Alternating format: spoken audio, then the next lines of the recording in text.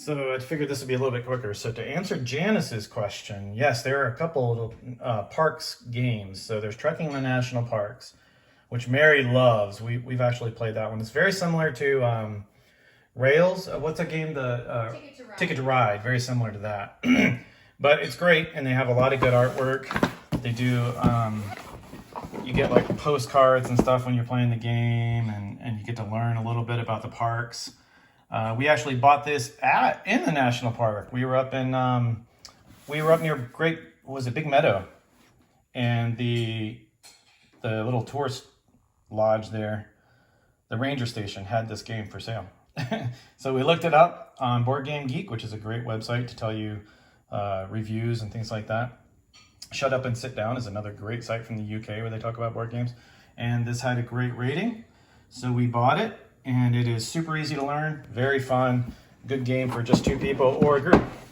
The other one we just got is Trekking the World, so it's the spiritual sequel to National Parks. We have not played Trekking the World yet. We backed this on a Kickstarter and got it recently. With that video is on YouTube, which you should check out. It's pretty funny. We had a surprise in that package, which was almost a little scary, but it was cool. But it looks really good. It looks very, very colorful. The artwork looks good. And if it's anything similar to Trekking the National Parks, it's going to be very easy to learn, very easy to pick up and play. That one's a really good one. I don't know. Okay, so this game supports 2 to 5 players, ages 10 and up. And the first one, National Parks, I think it's probably 2 to 4 players, I think. No, 2 to 6 players, ages 8 and up. So it's a little easier than Trekking the World Parks is. Some games you'll find come with single player options, which are really, really good. So you can actually sit down and play the board game by yourself against an automated turn-based system, which is actually really, really good. It feels like you're playing with somebody else. So we have another one called Bossk, which is really cool. We're dying to play this one. It's a game by Daryl Andrews and Eric Boyers. I'm butchering that name.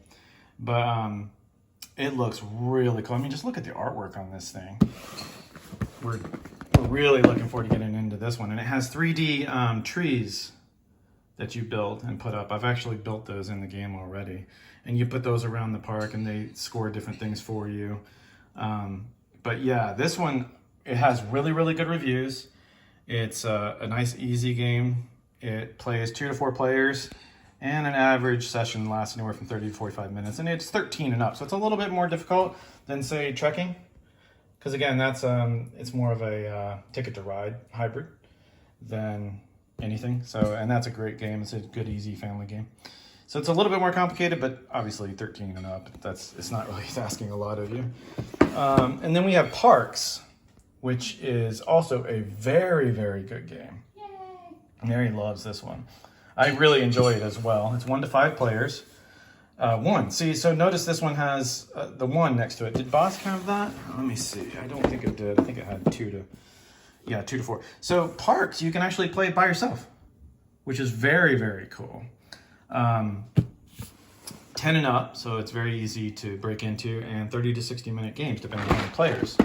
The thing about this game, too, is it's beautiful, and it has really good mechanics, very, very simple to play. It changes every single game, so you're not playing on the same board like you would, say, a classic, home-based game like Monopoly or Risk or something like that. The board changes every single time you play a game, which is great. It keeps it fresh. And this is a very, very good game. The artwork is phenomenal. The mechanics are very, very easy to learn.